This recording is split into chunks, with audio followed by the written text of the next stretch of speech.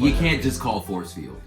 You remember when we was kids, we playing in recess, and this is obviously before we get too violent, you know. You're playing, you know, with your lightsabers, tag, whatever game you're playing, and then there's the kid that just calls force field. Shield, force field. If you always do that, we can't play this game anymore. You can't just call force field.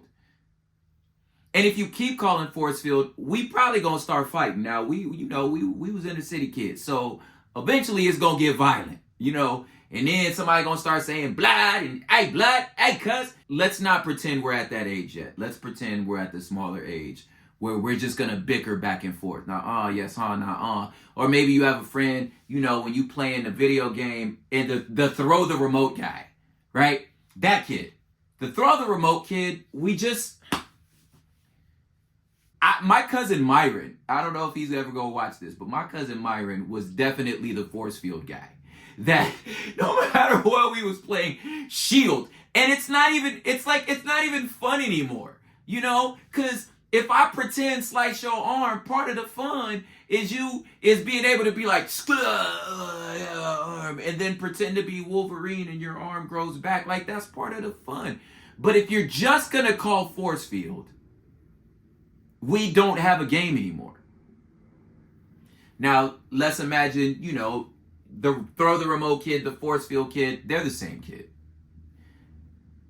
Now, if that's your cousin, you guys are playing around, you know, and now you get to arguing, and auntie and them hear y'all arguing. Now, if you black, and I can't speak for nobody else's families because I'm not in their families, but if you black, if auntie got to go back there and tell us to calm down, we already in trouble. Everybody in trouble. You're already in trouble. And what's interesting about black elders that I'm just now thinking about is they don't take the time to figure out who's at fault. And if they ask you and you snitch, now you in trouble for snitching. So they don't even take their time to figure out who did what. They just like, all right, everybody together, unplugging the game, console going to her room, y'all go outside and play. I don't need to figure. And then they gonna look at your older cousins and be like, how come you ain't stopped this? Because I put y'all in charge. You interrupting us grown folk trying to have some fun in the living room. Now I got to come in here and tell y'all to calm down. It's a problem.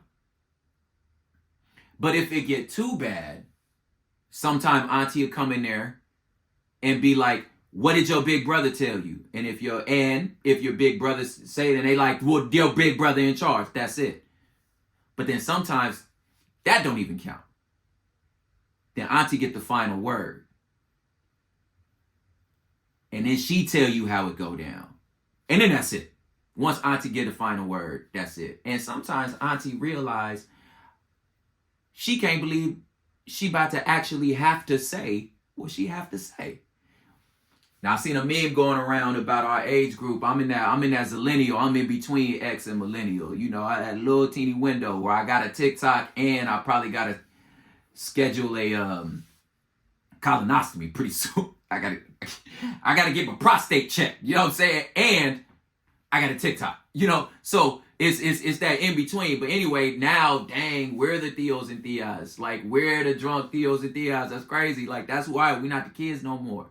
You know. So once you get to that position, you now understand your auntie and them's facial expressions when they have to say something to you that they never thought they'd have to say.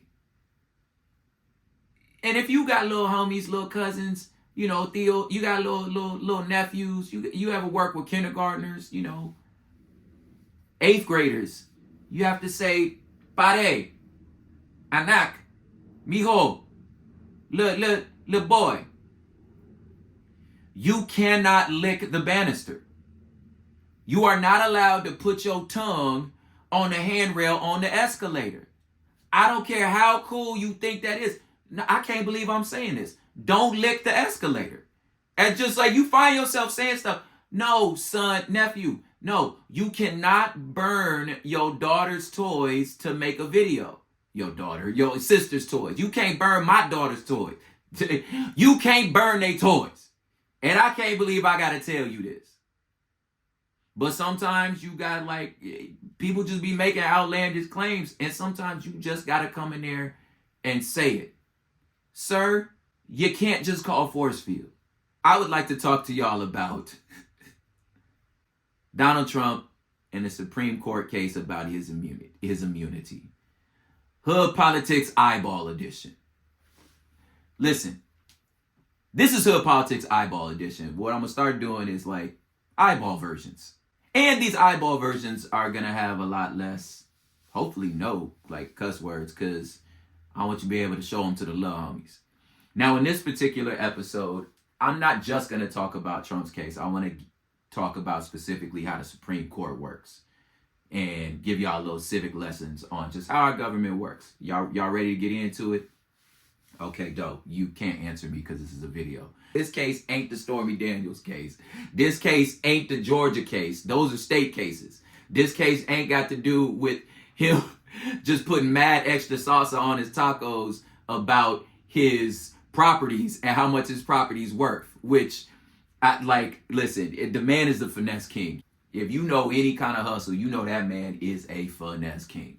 And everybody do it. So he lied on the numbers, So in that case, he actually lost that one. He was telling him that his properties were worth more than they actually were, which, okay, fine.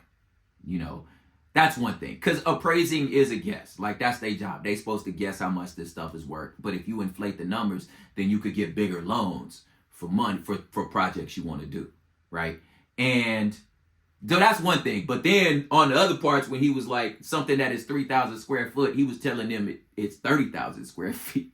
Now you're just creating matter. Like, okay, that's against the laws of physics. You can't just create matter. Anyway, his play throughout all these cases, which is the most obvious play, here's your civic lesson. Part of a feature in our governing structure is that the state's courts mind their business. And the federal courts mind their business unless necessary. So whether it's a state election, states run their own elections. That's your business. The feds, those are their own cases. That's their business. It's designed that way. But I'm like, y'all not on like a group text or nothing? Like, y'all can't see what this man trying to do? He trying to stall y'all out.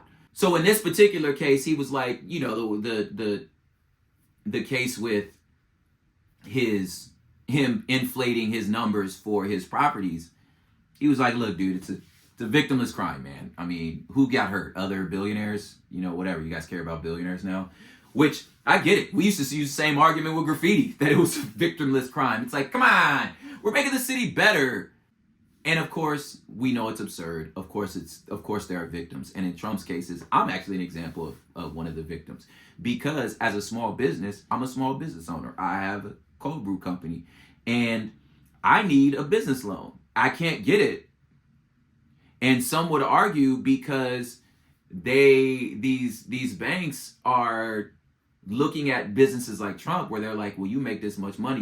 I didn't lie on how much my business was worth. So they're not going to loan me no money. They loaning him money because according to him, he make this much. So like all these other businesses in New York who could really use this bread, not getting the bread because you lied about what you could do. So you getting all the bread. So there is victims. Of course, nobody got punched, but there's victims. Anyway, I'm off topic.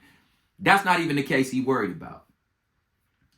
He worried about his immunity case. But to understand that, I want to teach y'all a little bit about how the Supreme Court works. So the Supreme Court is not like Law and Order. It's not like TV shows. They're not criminal trials. Really, the Supreme Court is like a gang of toddlers. What do I mean by that? You have this situation where maybe nobody again has made an official this what it is. The one of those like, we actually haven't said what this should be.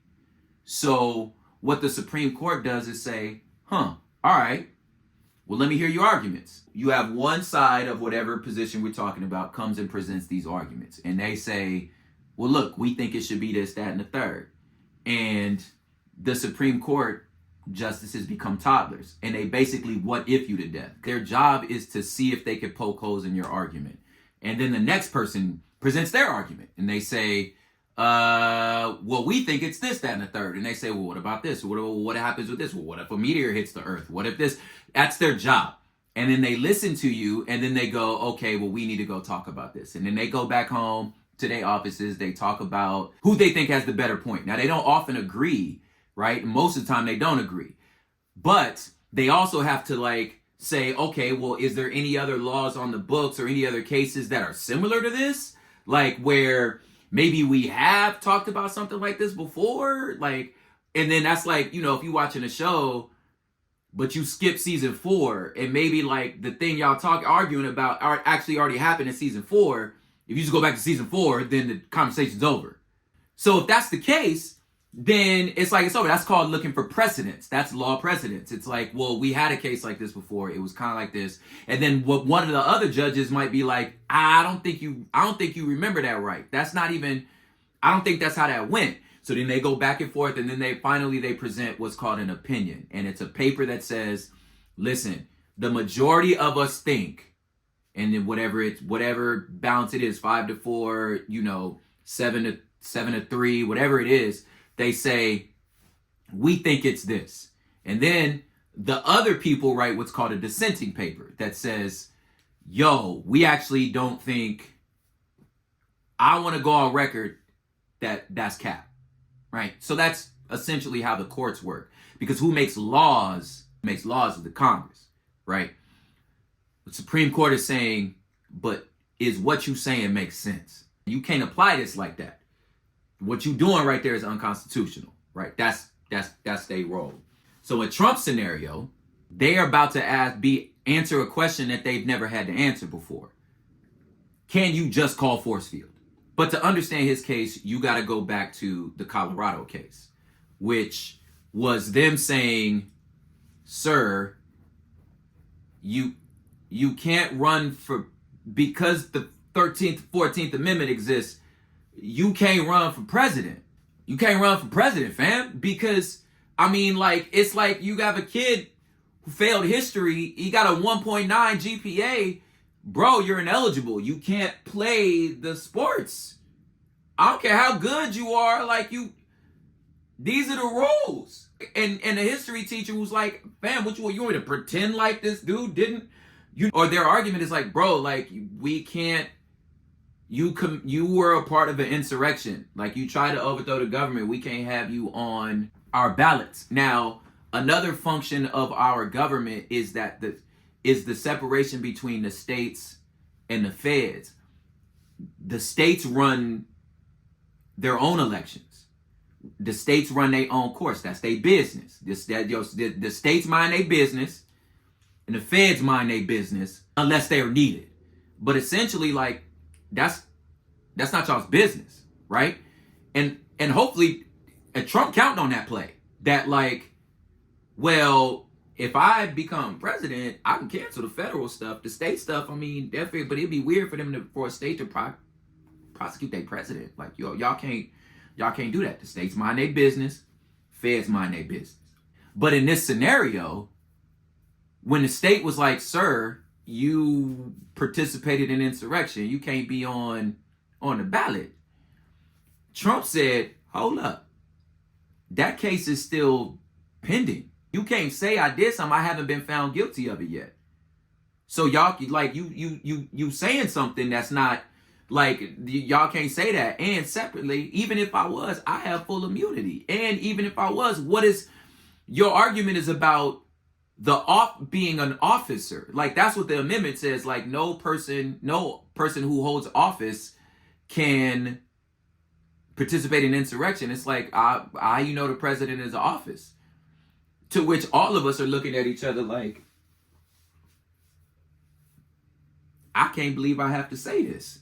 Like, but it wasn't said. If it wasn't said, he can make an argument. Now listen, the defense is like you shooting your shot at a cutie pie. You know what I'm saying? It's like, you just try it all. Just try every possible defense. They don't have to make sense among each other. Just try it. You know, you never know. One of them things gonna stick. Listen, since I'm a dinosaur, when I was a kid, we would get calls from the school. Like if we weren't doing the right things. You know what I'm saying? So if we got a call from school and my mama want me to explain, now y'all get the emails, a trillion emails. You know what I'm saying? But if you get a message and they asking you, why was you cutting up in school? Because you're black. You know what I'm saying? Why you cutting up in school? Listen, give her they don't have to make sense. Give her every possible answer you can, because one of them might stick. Like that's the defense. His defense don't have to make sense among each other. It's just, here's my defense, right? That's what he's telling to Colorado. So he like, Colorado, y'all got to slow y'all rolls. To which the Supreme Court, again, if you in this scenario is your auntie, is like, actually, that's interesting. Should one state have, I'm not worried about all the particulars of that thing. I'm saying, should one state have the ability to sway an election like that? Because if you pull a candidate off your ballot, man, you're kind of, are you swaying an election like that? And to which Colorado responds like, fam, it's like the history teacher would be like, the boy ain't do his homework. I don't know what to tell you. To run for president, you got to be 35, you got to be born here, and you can't try to overthrow the government. I don't understand what you don't understand. To which he's saying, how you know I tried to overthrow the government? That ain't been proven yet, right? So that's the argument. Now, for that to happen, we got to fast forward to the actual case about January 6th, which is a federal case. Is Trump culpable did he participate in insurrection? To which he's saying, one, again, how you know I was an officer? And two, I wasn't there. And three, even if I was, I should have immunity as the president. A president should have total immunity. How can I do my job if I'm worried about I might go to jail later for the choices I made? I can't actually do the job if I'm so scared that this is going to go down, right? So that's what he told the Appellate Court, which is the second highest court. It's the U.S. District Appellate Courts that was listening before he even gets to the January 6th trial. He's saying, wait, I don't even know if I should be on trial because my actions, I should be immune. I was acting as the president. I believed our elections were compromised. I believed the election was stolen. So I should do everything in our power to protect our democracy. But I can't, how is any president supposed to move if we think later on you just going to put us in jail for our choices? We just trying to do the job, is his argument. To which they said, that's interesting. Okay, because it's Jay's job to poke holes at your questions. They say, okay, so if you decide to take SEAL Team 6, our greatest killers, and send them in somewhere to kill one of your opponents, that should be cool? To which he say, or his defense say, well, if I do that, I would have gotten impeached. I mean, come on. You say it like that. I wasn't even saying it like that. When you say it like that, it sounds crazy. That's not what I'm saying. What I'm saying is basically his defense. He's like, what I'm saying is, bro, if I did that, I got impeached. So, I mean, come on. To which the judge was like, oh, word, that's interesting. So you saying if you get impeached, then you should be able to be charged criminally? Yes. He's like, well, you were impeached. Wait, what? Right? So, and then he said, but your defense during your impeachment was, y'all can't impeach me because there's no crime. I'm like, if I'm not charged criminally, how you finna impeach me? They was like, sir, they're two different programs. An impeachment is a political process for your job. A crime is a crime. They two different things. You trying to say that I can't be charged criminally if I wasn't impeached, but also I can't be impeached if I wasn't charged criminally. To which he was like, correct. That's exactly what I'm saying. The finesse king, right? So he like, look, man, shoot your shot. I'm trying to finesse it all. So they said, okay, word, we hear you. All right, we're going to think about it. And then they took their stuff back and they deliberated. And for first time in my memory, they came back with a unanimous decision saying, sir, you can't call force field. They're like, dude, and they took their time. They wrote an airtight, they wrote it. And they was like, listen, if you're saying you can never be criminally liable for any of your choices, then what you're trying to say is basically you a dictator. Because you're above all three branches of government. We can't ever hold you accountable for none of your actions. That don't sound right to you? And here's what's interesting about his defense. And they know. They're like, this is absurd. Of course we know. But that's not. We're gonna make you ask the Supreme Court. We're gonna make you call Auntie. Right? Now, Auntie has a choice to be like, man, get out of my face. The Supreme Court, remember, can choose what cases they want to hear. They could have like peeked in there, read that and been like, nah, same, hard agree. No notes, right? But we waited for 2 weeks to hear them. Now, that seemed like, are y'all not aware of the play that this man is running? Like, y'all not talking to each other? Because the play is to stall. If you stall, now the clock's ticking. So they decide, okay, let me hear your arguments. Let's hear this, because again, we've never had to say this. The closest we've ever gotten to this was President Nixon during Watergate. When he was, you could do your Googles, when he was charged as the unnamed defendant in Watergate. And then President Ford pardoned him. So he never went to trial, right? So we never had to answer that question. It must be nice. The Supreme Court is saying, okay, Auntie better actually say something.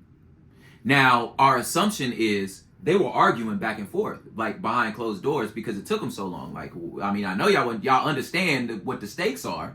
So y'all were thinking, okay, I know the Colorado thing happening, like, yo, no one man should have all that power. No one state should have all that power. But obviously no one man either, right? So we should take this on. And then probably some of them were like, bro, like this, what they said was spot on, dog. Like, I got no notes on me. Like, they right. But then the main argument might have been, we need to make this official. Maybe that's what they're saying. We don't know. I'm not in their room. Now the case has to come to the Supreme Court. And what the Supreme Court has to decide officially whether you can call force field or not. That's probably not going to start until April 22nd. That's when we're going to hear those oral arguments, for which, like I said, you get to stand up, plead your case, shoot your shot, and the Supreme Court justices become toddlers and hit you with a million what ifs, right? Now, if they decide, no, the lower courts are tripping, he's immune in this particular scenario, then it's all over. The insurrection case is done. Doesn't matter. The finesse king strikes again. And it doesn't matter. It's over now. He got away with it, right? Or they say, nah, you ain't immune. We agree with the lower courts. At that point, the insurrection case goes to trial. Because again, this isn't the trial yet. They're trying to say, this the prequels. You know, this episodes 1 and 2. You feel me? If it goes to trial, that's not going to start. You're not even going to pick jury till June. Which means it's probably not going to go to trial until late August, early September. But by that point, we're in the throes of an election. And you can argue that this is voter suppression because you're causing all these problems for clearly one party's candidate. And y'all can't do that. And the Supreme Court also have to think about the wild card, which is Trump's fan base. They break down walls. They storm buildings. They bout it. They stand on business. They actually have to consider that. Like, if I actually tell Trump that he can't do what he wants, these people might cause some problems. I don't envy them. But that's the scenario. Somebody has to officially say whether you can call force field. There it is. So we'll see what they say. This has been Hood Politics Eyeballing. Look here, sit down for a little bit. See y'all later. You gonna be an uncle for a second. You know what I'm saying? What up, uncle?